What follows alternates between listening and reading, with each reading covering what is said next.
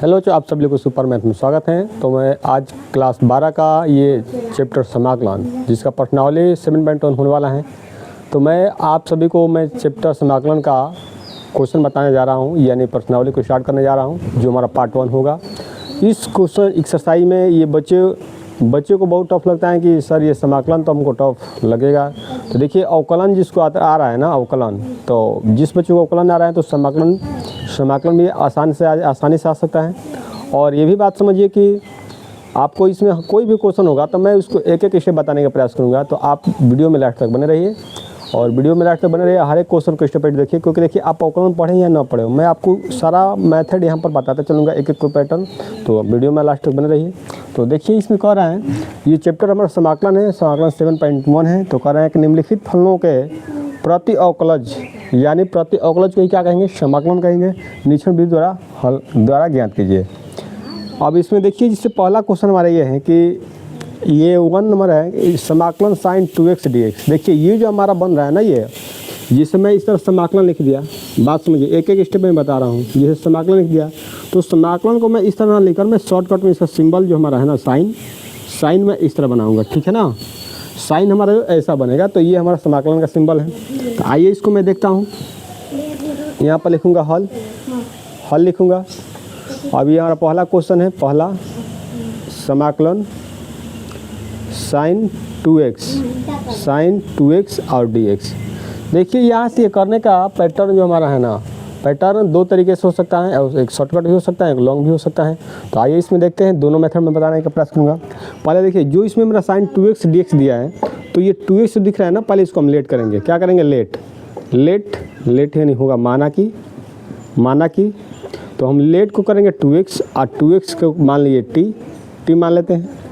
तो देखिए हम अल्फ़ाबेट के कोई भी लेटर को मान सकते हैं। तो आइए इसमें जब भी हम समाकलन में किसी पैटर्न का लेट करेंगे तो हम उसको क्या करेंगे, पहले डिफरेंशिएशन यानी अवकलन करेंगे। तो हम इसको क्या करेंगे, x के सापेक्ष अवकलन करेंगे, यानी लिखेंगे x के सापेक्ष अवकलन, x के सापेक्ष अवकलन करेंगे। अवकलन करने पर तो देखिए 2 हमारा अचर है, तो 2 हमारा बाहर हो जाएगा। यहाँ पर लिखेंगे d/dx और यहाँ पर x इक्वल हो जाएगा dt/में हो जाएगा dt/में dx। देखिए तो इस वाले पैटर्न का मानना d/dx का वैल्यू होता है 1। क्या होगा, 1, यानी होगा 2 × 1 बराबर होगा dt/में क्या हो जाएगा, dx। अब देखिए 2 × 1 करेंगे 2 होगा और dx, तो हम dx का वैल्यू यहाँ से फाइंड आउट करते हैं। तो यानी dt/में क्या होगा, 2 होगा। तो देखिए इसको हम हाईलाइट कर रहे हैं, यानी डाबा बनाकर, यानी dx वैल्यू निकल गया। तो हम यहाँ पर पैटर्न पाएंगे, dx वैल्यू निकल गया ना, यहाँ पर dx वैल्यू का dt/2। तो इस पैटर्न पाइए, यहाँ पर मैं एक बार लगा रहा हूँ, इंटीग्रेशन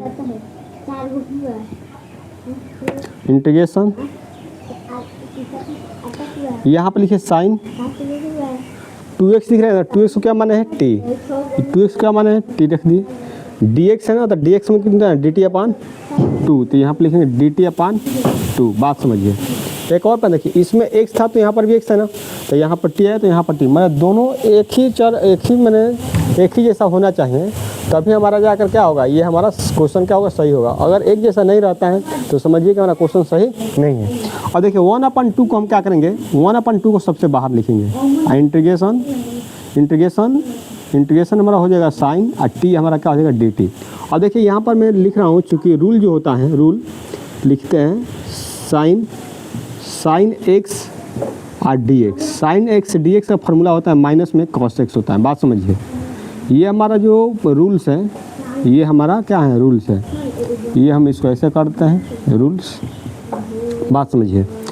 तो इसके जैसा देखिए साइन t dt है, तो यहाँ पर क्या हो जाएगा, माइनस में cos t हो जाएगा, क्योंकि यहाँ पर साइन x dx था तो माइनस में cos x था। तो यहाँ पर लिखूँगा 1/2 और यहाँ पर गुणे माइनस में क्या हो जाएगा, cos t हो जाएगा। क्या हो जाएगा, cos t। तो लिखेंगे माइनस, सबसे पहले लिखेंगे 1/2, आइए हमारा हो जाएगा 1 में लिखूँगा 2, आइए हो जाएगा cos और t का वैल्यू क्या मान है, यहाँ पर भी t का वैल्यू में, ये हमारा t का मान है, ये t का मान कितना है, 2x है, तो मैं यहाँ पर लिखूँगा 2x। और लास्ट में पूरे समाकलन करने के बाद मैं लास्ट में क्या लिखूँगा, c को इसमें कंस्टेंट है उसको मैं ऐड किया जाता है। तो ये हमारा हो गया आंसर। बात समझिए, यानी पहले क्वेश्चन हमारा इस तरह पूर्ण रूप से हो गया। अगर किसी को दिक्कत है तो कमेंट में ज़रूर बताइएगा। आप देखिए ये हमारा लॉन्ग रूट था। क्या था? लॉन्ग रूट में था ये क्वेश्चन जो मैं लॉन्ग रूट से बताया। मैं दोनों आपको प्रोसेस बताने वाला हूँ क्योंकि आपको कोई प्रकार की दिक्कत होने वाला नहीं है। तो इस क्वेश्चन को आप स्क्रीनशॉट ले लीजिए क्योंकि मैं इसी क्वेश्चन को मैं फिर शॉर्ट में बताऊंगा। तो देखिए आइए, क्योंकि एक बार शॉर्ट बता दूंगा तो आप ये सारे क्वेश्चन आसानी से आपका कर सकते हैं। तो पहले इसको आप ले लीजिए, स्क्रीनशॉट ले लीजिए, तब मैं इस क्वेश्चन को मिटाऊंगा।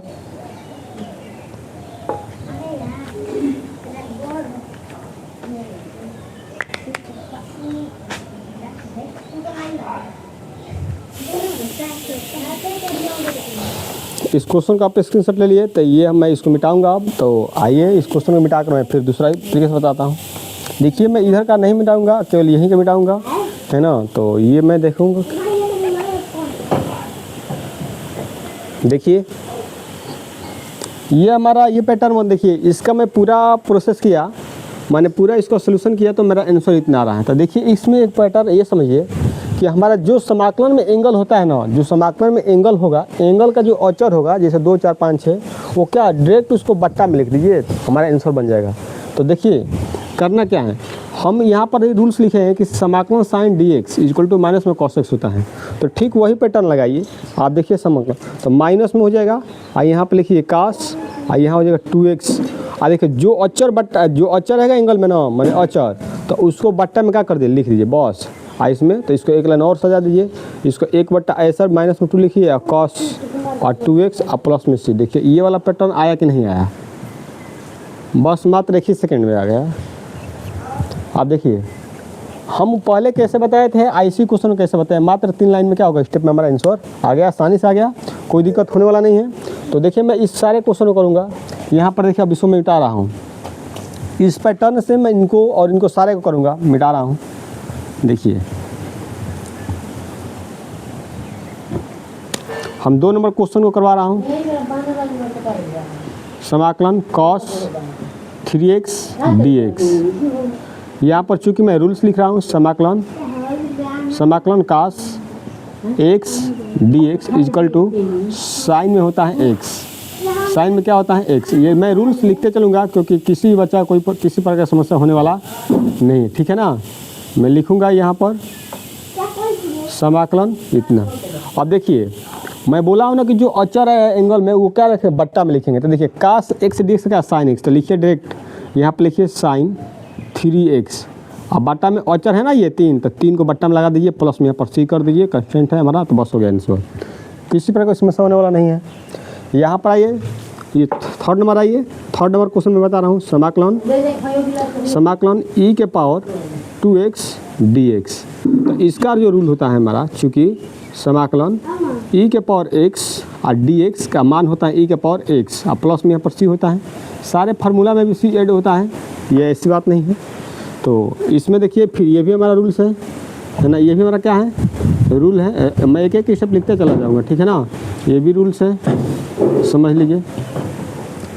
तो इसका फॉर्मूला लिखिए, इसका भी एंगल में 2 अचर है ना, तो मैं क्या लिखूंगा, e के पावर 2x का e के पावर 2 e के पावर x का फॉर्मूला e के पावर x हो रहा है, और e के पावर 2x का फॉर्मूला क्या होगा, e के पावर 2x होगा, जो हमारा अचर है उसको क्या कर दिए, बट्टा में लिख दीजिए, प्लस में c, क्योंकि फॉर्मूला में c है।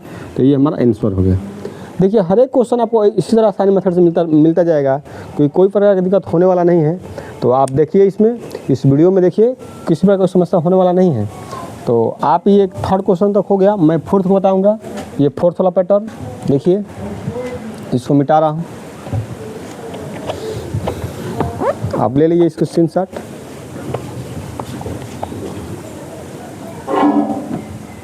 और ये 4th पैटर्न वाला क्वेश्चन हमारा है, 4th वाला समाकलन हमारा लिखा हुआ है कि ax प्लस में b का होल क्यूब और dx। बात समझिए, हमारा अचर क्या है, देखिए ये हमारा कोई भी पैटर्न हम करेंगे, तो मैं इसको आपको बता रहा हूँ, लेट मान कर करवा रहा हूँ क्वेश्चन को, लेट लिखूंगा मैं क्या, कि इस पूरे को लेट मान लीजिए, ax प्लस में b इक्वल टू लिखेंगे t।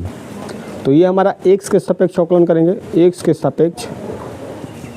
सापेक्ष अवकलन करने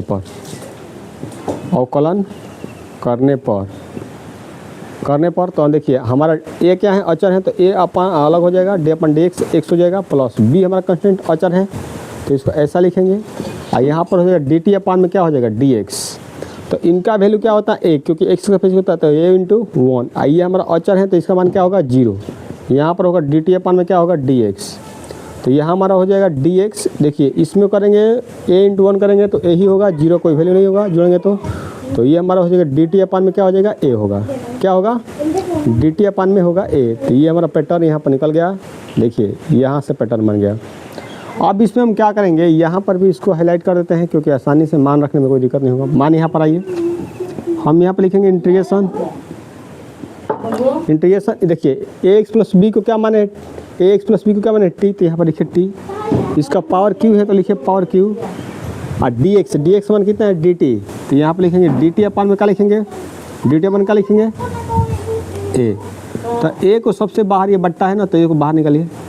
ये t के पावर q हो जाएगा और dt हो जाएगा। अब इसमें मैं एक रूल लिख रहा हूँ, समाकलन x के पावर n और dx।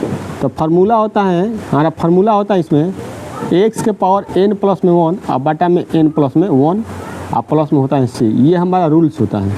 क्या होता है रूल्स। तो इस रूल्स को देखिए इसी पैटर्न पर होगा। तो देखिए x एक n पावर क्या होगा, इस n में एक जुड़ जाएगा, इस बट्टे में भी n प्लस क्या हो जाएगा 1 हो जाएगा। तो इस वाले पैटर्न पर देखिए क्या होगा, 1 अपान में a होगा और यहाँ पर लिखेंगे t पर 3 प्लस में 1 है ना बटा, है ना यही है ना। तो ये हमारा हो जाएगा कितना,